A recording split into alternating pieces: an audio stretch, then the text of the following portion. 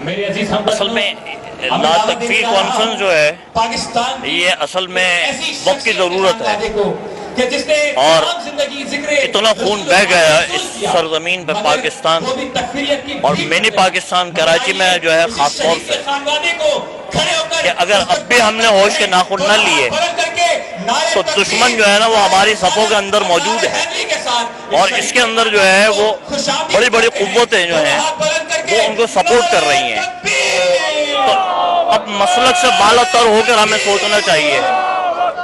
اور اتحاد کا مظاہرہ جب تک ہم نہیں کریں گے تو خدا لخواستہ اللہ نہ کرے کہ پھر ایسا کوئی سانحہ جو ہے وہ ہو جائے۔ اللہ تعالیٰ ہماری حفاظت فرمائے۔ اور یہ ملک جو ہے مسلک کے نام پہ قائم نہیں ہوا تھا، یہ اسلام کے نام پر قائم ہوا تھا، اور سب کو آزادی یہاں پر حاصل تھی۔ اور مدینہ اسٹیٹ کے بعد جو ہے سب سے بڑی اسٹیٹ جو ہے اسلام کے نام پر جو ہے وہ پاکستان ہے، جو مہارت وجود میں آئی۔ تو یہاں پہ اب جو ہے انسانیت کے لیے جو ہے ہمیں کام کرنا چاہیے۔ انسانیت جب بیدار ہو جائے گی انشاءاللہ العزیز سب محفوظ ہو جائیں گے، اور ان کلپٹس کو ہمیں پوائنٹ آؤٹ کرنا ہوگا کہ جو ہمارے اندر جو ہے موجود ہیں،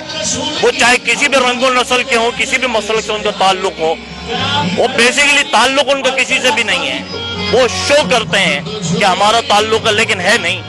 وہ یہود و نصارہ کے ایجنڈے پر جو ہے کام کر رہے ہیں، وہی سے انہیں فنڈنگ ہو رہی ہے، وہی سے سارے کام جو ہے وہ ہو رہے ہیں۔